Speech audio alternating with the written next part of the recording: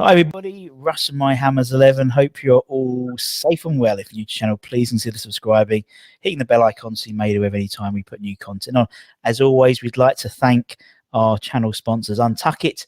Check them out in the description below. We actually have a draw, the first winners of our weekly Untuck, and it goes to, I'm just got to think, Peter Singh. Congratulations, Peter.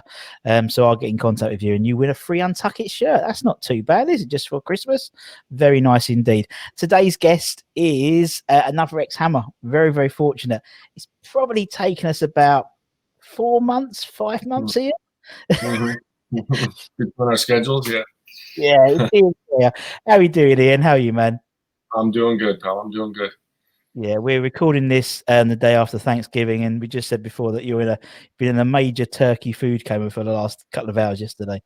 Yeah, it was a good one. We had a good turkey, good day. We're still recovering from it, but yeah, it was good. It was fun. Yeah, brilliant, man. Brilliant. Do you deep fry your turkey or do you smoke it? I've never had it deep fried. Everybody says it's the best thing ever, so I got to try it one time. But yeah, just the normal traditional way. Good man. Yeah. That's good.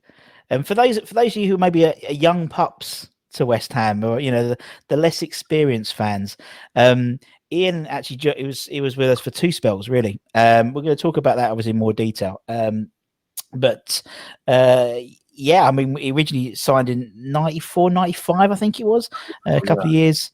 Went to a few loans, went to Luton, went back to the States, came back in 2000, I want to say, and then coming back to West Ham like they all do. There's something about goalkeepers always coming back to West Ham. We've had like Xhaka on as well, and he obviously left and came back as well. There must be this pull with West Ham that all goalkeepers sort of come back to West Ham. Yeah, it's all good, man. I mean, it's a great club. Yeah, it is a great club. So, how are you, Ian, in this new crazy world we live in at the moment with COVID and everything that's going on in the world? Doing good. I mean, I came back, retired back in California now.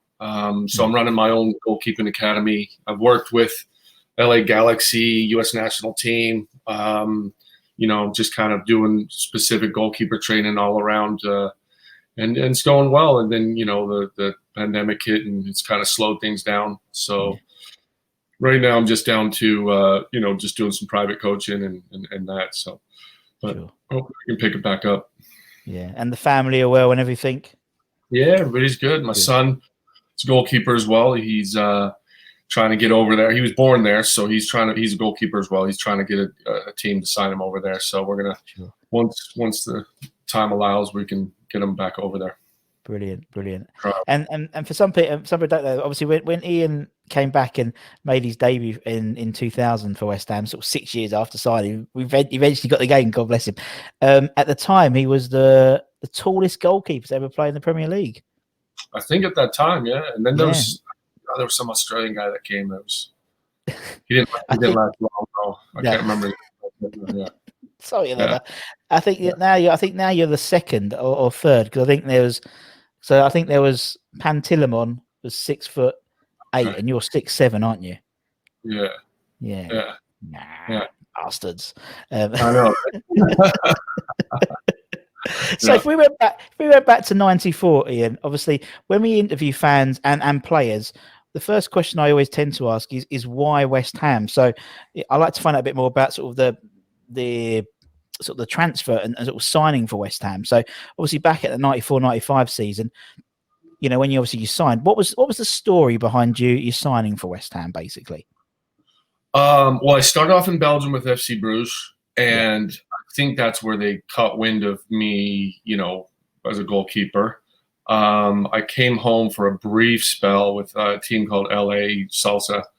And that's, I guess, when they saw me play in some games via, I guess, a scout or someone that saw me play. I got a trial over at West Ham, and Redknapp gave me a trial with Billy Bonds was there just at the very end that season when I signed. And then they gave me like an hour-and-a-half tryout. And, I mean, that in itself is a story because of just what happened, and but then they just gave me a contract right after that. And it was a complete dream come true, Yeah, exactly. It must have been for any professional football player, particularly one from out of from off the British shores, so to speak, going and playing in England. I mean, you're always playing for in Europe with Bruges. Playing for England must have been, in an English team, must have been sort of the top. The where you wanted to be, basically, more than anything.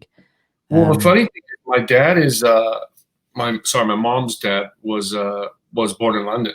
Sure. And I never got to meet him. He died before I was even born. And what was crazy was my mom came to see a game, and they're singing "Forever Blowing Bubbles." And it was the first time my mom went to a West Ham game, and she was singing along. And then she's like, "How do I know these words?" And then it clicked. It was like, that's what her dad, sung her like as a lullaby. No way. So it gives me chills, because I mean, I never met him, but yeah, he was definitely a West Ham fan. So, which is kind of a crazy, crazy story, because she like, wait, my dad used to sing me this, and blah, blah, blah. So it was pretty cool. Yeah. Oh man, I love stuff like that, don't you? That sort of serendipitous thing, this connection. Oh, that's giving me the chills as well. Oh, yeah, when I hear that song, yeah. Oh, look, I've actually welled up a bit, Ian. Oh, yeah. That's beautiful, man. That's beautiful, crazy, right?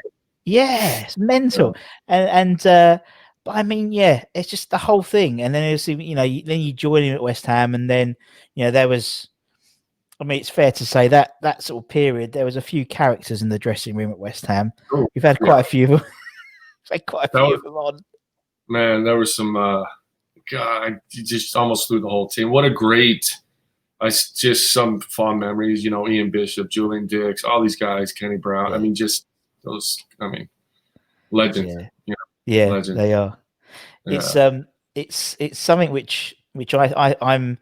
Because we've done quite a few of these now, and so when you're interviewing people, whether it's fans and players, and I think that's something which I think people have lost now in the modern game. Because, like as you said, you reeled off people like Bish, people like Julian, Kenny Brown, all these guys. They're just all characters, and I think now football to me seems a bit uber professional. A bit sterile. I don't think Julian Dicks would have many minutes on the pitch with VAR and stuff now. I know. And it's just the boys, the lads we gelled. I mean, there's, like I said, it's just everybody nowadays is just a little bit more cautious. I think part of it is just, you got social media, you just, wherever you go, there's just cameras, there's that, so you got to really be careful what you say. But you're right. I mean, the characters are, they're kind of slowly, dissipating out of the game. Yeah, they are. It's a shame, because I think it's just, and also I think with a lot of those players you mentioned, like Bish and people like that. I mean, they were around for a long time as well at one club, and so you build this sort of loyalty towards them. Do you know what I mean? And stuff like that. And as you said, the dressing room was so like. I mean, what was it like? I mean, training sessions must have been a complete riot sometimes, particularly when Harry was in charge of them. By all accounts. If you had in John Moncur, that guy was the funniest man I've ever met in my life. I mean, what a great guy.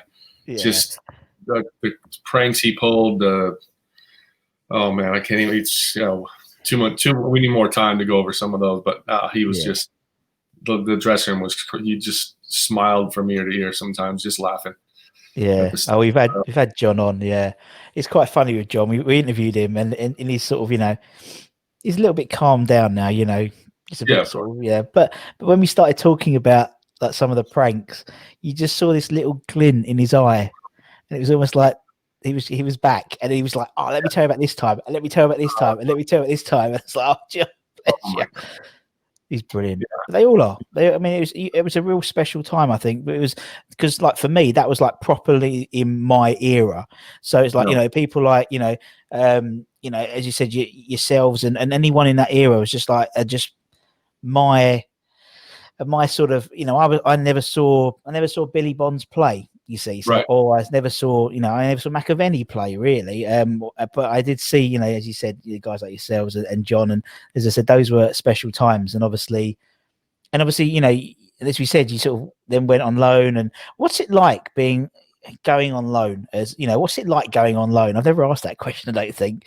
What happened was, I mean, obviously, I had Ludo McCloskey my first spell, and that guy there's no words enough how good he was. And just, he didn't get injured. I mean, he was always, he would play through a broken arm if he had to. And one game we played against Leeds, he's all stitched up with 15 stitches in his eye, and he's just, I'm good, I'm going back out, So, so I was there, and then I got injured myself. I broke a bone in my hand. And when I got back, Redknapp pulled me in. He's like, look, I really think you're going to do, I want to push you for the starting role. I think you have a potential, when McCloskey moves on or whatever, I think you're the next in line.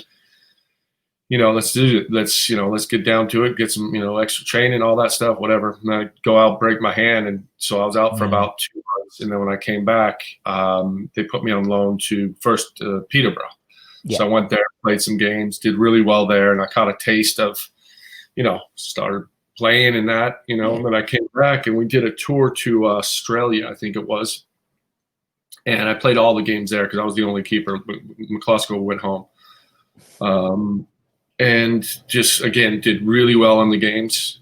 And Redknapp, when he goes, look, and this was at the end of the season, he goes, look, coming in preseason, he goes, man, I want you to make a push. Yeah. Same thing happened, come out, got injured almost on the first day of getting the balls out, just collided with a player. They fell on me and all that. Just really weird injury. And so same thing happened. I came in and came back from injury, and Redknapp asked me if I want to go on loan to Luton Town. And that's when I went on loan to Luton Town. And then, I was playing, championship, and I was like, look, and Ludo wasn't looking like he was retiring anytime soon. So, I signed with Luton Town after that. But going on loan, I think it's a great system for players that need games. Definitely helped me out. So yeah. Yeah, no, it makes sense. As you said, it's like it, and obviously when you signed, you obviously knew that Ludo was number one as well. So it was like, that's always at the back of your mind, I imagine, isn't it? That that he's going to probably get the nod if you're both fit, and it must be. Is it what's the word? Not demoralizing, but is it like frustrating because you can do a good job, and you've got Ludo. It's. I think what's the main mindset? What gave me like hope was I with no disrespect to Ludo or anything, I was holding my own against him. I mean, in training, I was doing well. And I know it's different, but so in my mind, I'm going, I just need to wait my chance. And it wasn't like I think it'd be tougher if I felt I was way, way, way off. Gotcha. It'd be like, this is hopeless. I'm never going to. So for me, because I felt, and from the feedback from coaches and players and staff and all that was, look, he's Ludo, he's playing, but you're not far off. So just be patient. You never know, red card, injury, not that you wish it on him, but no. Never. But I'm just saying, that's how you get your chances. So I came in every day, and again, it's just I was the first American goalkeeper to sign for a Premier League club. In '94. I'm American at a Premier League club. I mean, that's in itself.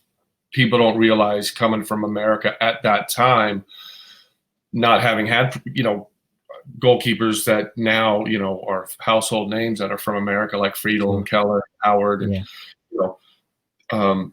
I was one of the first. So it's like, what are you doing here? You know what I mean? Not necessarily West Ham, but the culture. The culture was like, wait, American, but no, So I conquered all those, and I had all these personal goals that, and then going back to the granddad, that's kind of a cool little story too. So I'm playing. Could have played for any club, and all of a sudden it's the one that he supported. So dream come true. Exactly. No, it's just as you said, that's just really will put that little thing about your mum and your granddad rather. That's really just puts things into perspective, really, doesn't it? It was your path, wasn't it? That's what it seemed. It seemed your path. I mean, I think as well, the players then also had an affiliation with the town. Yeah. Like we would go to the local chippy and we would go to the local Chinese and curry house, and all that, and bands, and then they're all, so it was, and now it's just kind of a little different. Like some of the players, they don't know the local culture and the way the people are and how they live, and so not everywhere, but it definitely was. True. It's true. Yeah. It's true. I mean, I've mentioned it before on the channel. When I used to live in Loughton, God, everyone seemed to be living in Loughton. All the players seemed to be living in Loughton. I remember, Shaka would be doing his, or Samasi Abu. I lived in Waltham Abbey. Waltham Abbey, it's not a million miles away. That's what I mean. So Waltham Abbey, Epping, Loughton, and you'd go and do your shopping. I used to work in the local supermarket, and you'd get Shaka on a Friday doing his shopping, or Samasi Abu, or Paul Kitson buying pick and mix sweets in Woolworths. So you'd see people about, and as you said, it's part of they knew things, and it was you'd see them, and nowadays everyone, fair play to them, they're in their apartments in Canary Wharf and stuff. It is different now. The money's different as well, isn't it? So, so obviously you went to Luton, then you went back to the States for a bit, and then in 2000, as you said, you went and I think was it Cardiff you came? It was Cardiff, wasn't it? You originally signed for Cardiff. I signed. It was literally for one game. Yeah. They had an injury, and the coach at the time asked me to just bail out, like help them out a little bit. It was like a thing. So, go on. I'm sorry I cut you off. No. It's cool, man. It's cool. No, it just adds extra context rather than just a list of clubs. That's what I mean. So, and again, how does that happen? Because I'm not being funny. You're over in the States, and then someone says, "Oh, do you want to come and play a game?" And then it just seems a bit.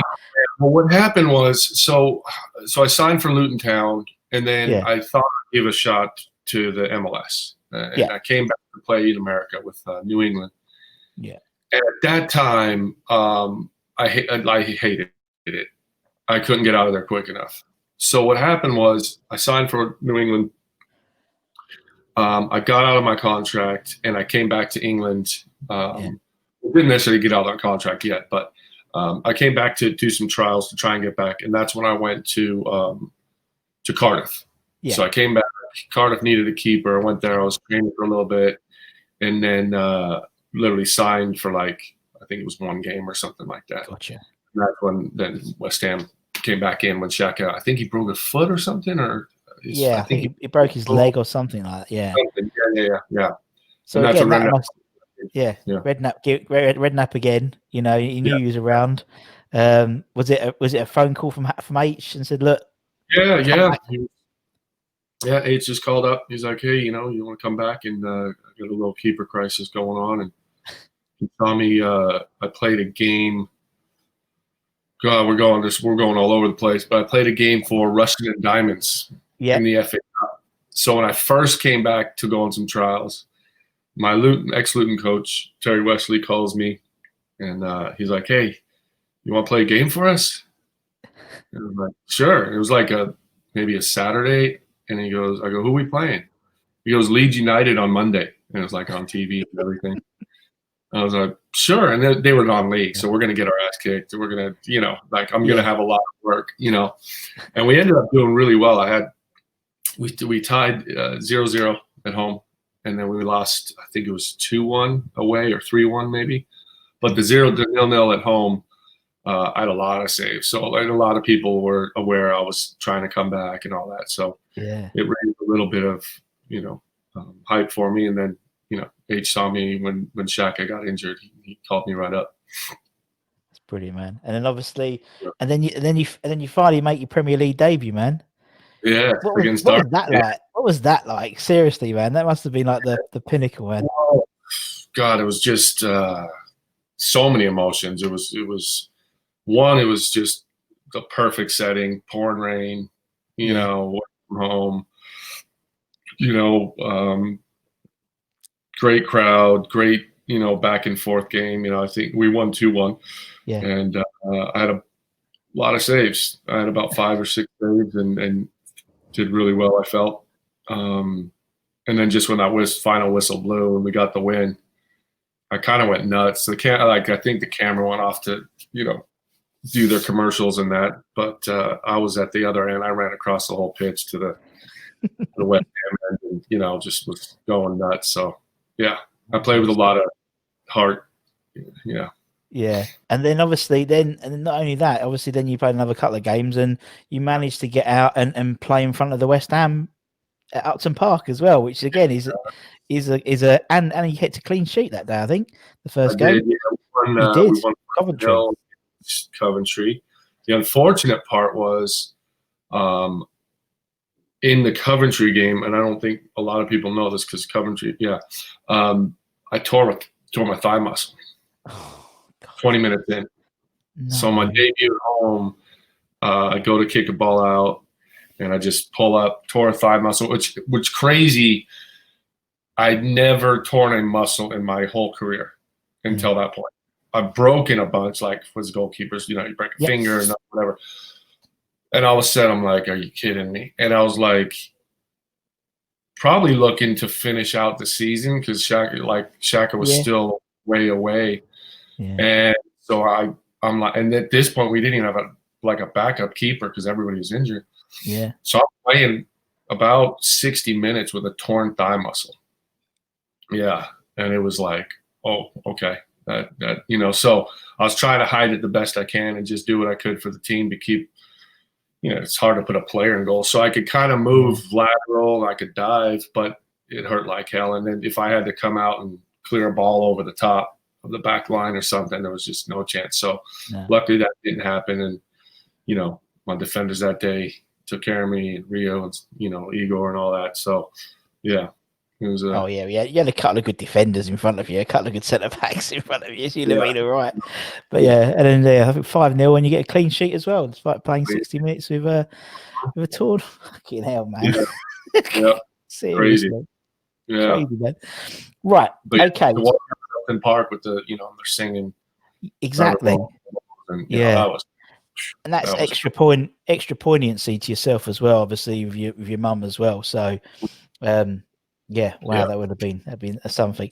I said, there's millions of people who would be in your position. You know what I mean? Love to be in your position just to walk out and see, especially Upton Park. That's not going to happen now ever again, is it? So it's at the London Stadium. So no, it's amazing, man.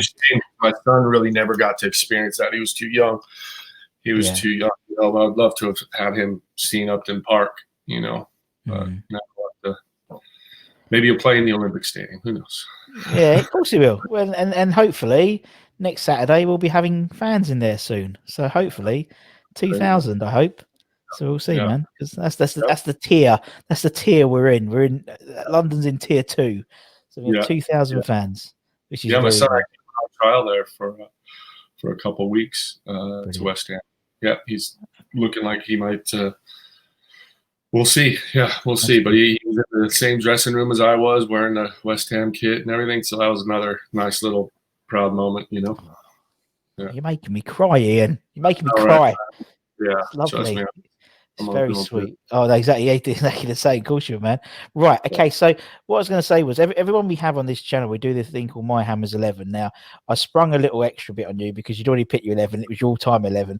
And I said it's actually with the play. It's actually you have to be with the players that you played with. So I apologise about that. So we're on the spot a little bit. I appreciate this, but I think you play with some really good players. So I'm pretty sure, So what we try and do is, keep it simple. We'll keep it 4-4-2 because it's quite easy. It's easier. Unless you want to do anything clever, you're more than happy to do a different formation if you wish. I'm not that great now. I'm old school. You're a goalkeeper coach, isn't it? Exactly. Yeah. Exactly. Right. Okay. So we'll start off in goal then, and you can pick yourself if you want to get your appearances up, Ian. You're more than welcome to. I had myself on the bench and Ludo starting, so Ludo gets mine. Yeah. I'm gonna keep it. I'm gonna keep trying to get him out of the first team. Can't be up, man. You're so funny. No, top. Ludo. And as you said, you must have. I imagine with goalkeepers as well. We've had other goalkeepers on. So we have Xhaka, we've had Jimmy Walker and people, and it's like the sort of that goalkeeper union, that special bond that you have is lovely. I think it's competition.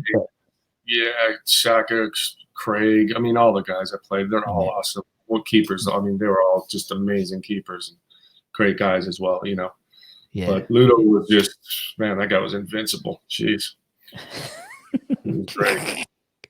I love you. You're so funny. Right. Okay. So we'll go back 4. So we'll go left back. Ian, who would be your left back? I got to go with Dixie. Yeah. Julian. Yeah. He was. That guy was a rock. Yeah. Ferocious man. Go up and down the run and smash people. Smash penalty kicks in. Yeah, and I imagine did you practice penalties? Did you do penalties in training? Yeah, he would just smash them, and I'd try to just stand up and get hit with it. Sometimes we'd probably do it on purpose, trying to hit me. Oh, bless him. Yeah. Oh, bless him. And obviously he's doing the things with Slav at West Brom, which is great. Good luck to him. Yeah, that's right. Yeah. Mm-hmm. And he just said he had a kid over the summer as well. Did he? Okay. It's like that's what you need, don't you? Some more sleepless nights. 52 of his blessing there. God bless. Right. Okay. So we'll put Julian in left back. Let's go right back then, Ian. Who should we have on right back then? Now, do I have to technically have played in this? Can I name Zabaleta or no? Or are we cheating here? Let's. Okay. Who would you play with? Yeah, because otherwise people criticize me if I don't do it right, Ian, and that's it. And Okay. Man, who would I put? Trying to think who was my right back. Let's have a look. I might need some help on this one. Yeah, I'm having a look now. I'm going to look at 94-95 season because that's when you sort of first. I know what you're saying. I'll be like, damn, okay. Right, okay. Let's have a look. Squad. And I can't. Tim Breaker. Oh yeah, Tim. Tim Breaker, Steve Potts. You had all them lot. Potts, yeah. Who do you want to put in? What's that? Who are you going to put in? Tim or? God, let's do Potsy. Yeah. Do Potsy. Yeah, we'll put Potsy in. Yeah, good old Potsy. Mr. Reliable. Mr. Reliable. Oh, there we go. Oh, mental, isn't he? He's just like, and what I like about Steve Potsy is he was just like so understated as a person. He's so like, he's just like, I try and get him on this. He never wants to do this because he doesn't like doing interviews and stuff. And it's like, oh, come on, everyone would like listen to you. You're like, yeah, but no, he's a top bloke. Top guy. Right, I'll put Potsy in. Right, centre backs then. Now, obviously, as a goalkeeper, that centre backs is a crucial to keep help you out. I had a couple of good ones. I mean, I had Igor and Rio. So I mean, those two, they were pretty solid, When someone like Rio Ferdinand turns up as a kid and and he starts training with you, as a professional football player, can you see and do you go, oh, he's going to be good? He's a good player, or can you tell straight away that someone's going to be a good player? Some surprise you, but those guys didn't. The Rio and Frank and Joe and all those guys, Joe Cole, they had something special from day one. And Rio had a very kind of dominant presence, which is like what you want from a center back, a goalkeeper, someone that's like walks in a room and and he had that right away. And I could tell because my first spell he was still coming through really. Cool, and then my second spell, he was real. So him and I were pretty good friends, and we would always go driving around. I had my American SUV that I brought over, and I had like 3 subwoofers in the back, and we would just go cruising around Waltham Abbey and Loughton and all that. And just living the dream, Ian. Yeah, it was fun, but we were really, yeah.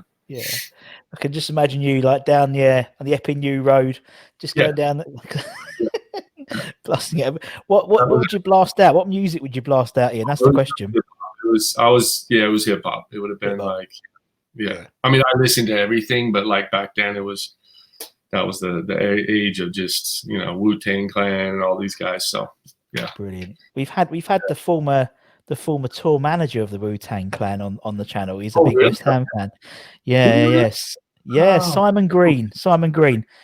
He's top bloke. He is. He also does the DJing in the Heineken bar outside London Stadium. Simon Green. You wouldn't see it if you saw him on Facebook. You think this guy, but honestly, yeah. And he always wears a West Ham kit. He's got a West Ham Wu-Tang kit, and so yeah, he's top dude. Right. Okay. So we'll play that back four. Right. Midfield. Left midfield. Left wing. Carrick. Carrick. Yep. Good old Carrick. Doesn't get enough credit, I don't think Michael Carrick does, for what he is as a player.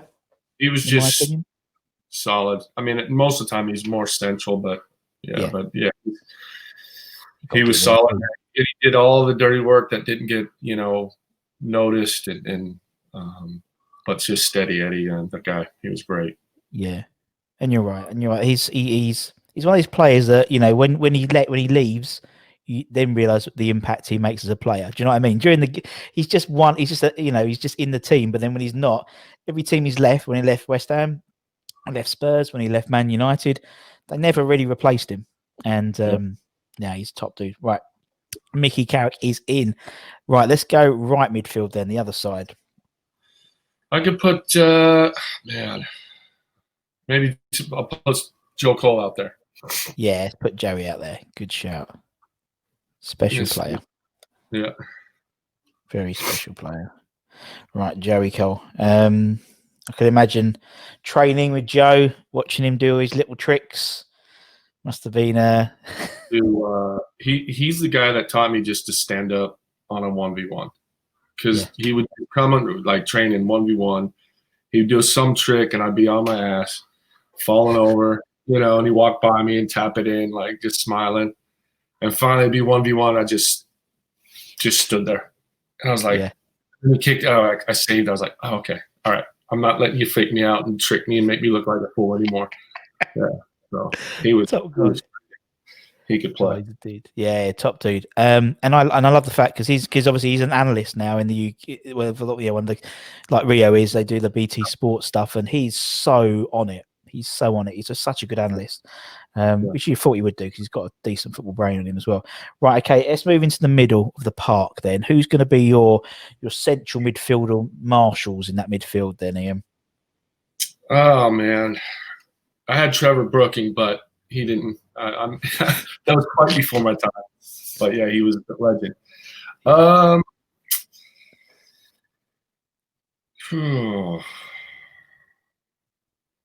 Well, I have Di Canio, but I have kind of up front. But he could drop in a little bit, so I'm kind of hesitant on. But then you have Joe Cole, who's attacking as well. Carrick would have to do a lot of holding. Yeah, you'd have to do a lot of holding if you throw Di Canio in the mid, attacking mid.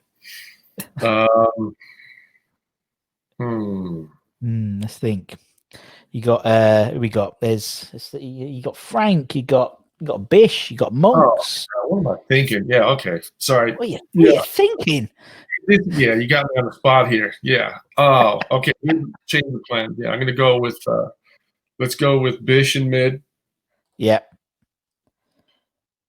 That sounds good. Yeah, we've got Bish in. Yeah.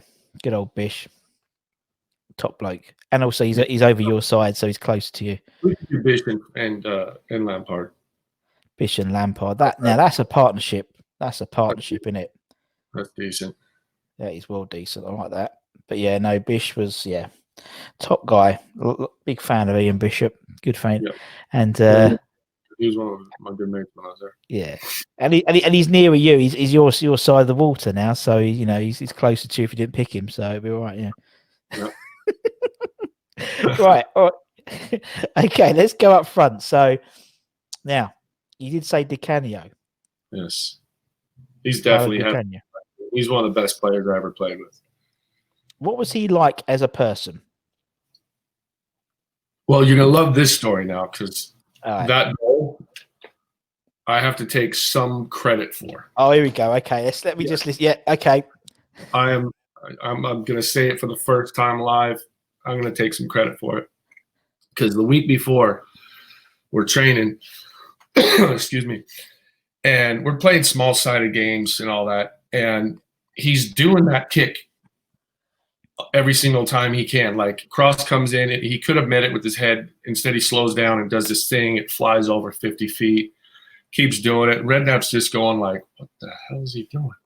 After practice, it was the week before Wimbledon, after practice, Ian, get it, big man, or Nano Bastardo, as he called me, little bastard, hitting goal. And he would have, you know, one of the younger lads, you know, just hit crosses the whole time, just hit cross after cross after cross. And he's doing it, hits 2 over, hits one on target right at me. I save it, hits one, hits the post or whatever. Barely made one all week. So every day after practice, he gets me out there on the pitch, and I'm doing like another 20, 30 minutes, which I was fine with. I loved doing extra training, and it's Di Canio, you do it. Yeah. Anyways, the game comes. Trevor Sinclair, I should have Trevor on my team too. I don't know what was even better, the goal or the cross from Trevor, because if you look at it, it's on a dime, just, you know, in his run. And it was like this slow motion. I go, the ball came in, and I just saw the way Di Canio was coming up to it. I go, he's going to do it. In my mind, I was like, he's going to do it. Hit it, boom, goal of the season, whatever. And the camera kind of cuts away for the replay. Yeah. But I wish there was more footage, because he comes up the thing and like gives me a little hug, you know, like, because the whole next, you know. So technically, I scored that goal. You know, yeah. You know, I like that. So, yeah. I like that. Without the extra training that he had, he would never have scored that. So I'll take credit. Take total credit for that. Right, so we've got one more player up front. Now you could, I know you forgot about Trevor. You could play Trevor up front because he started up front. So it's up to you who you want to play as yours as a second striker to Di Canio, man. Just threw that curveball in there.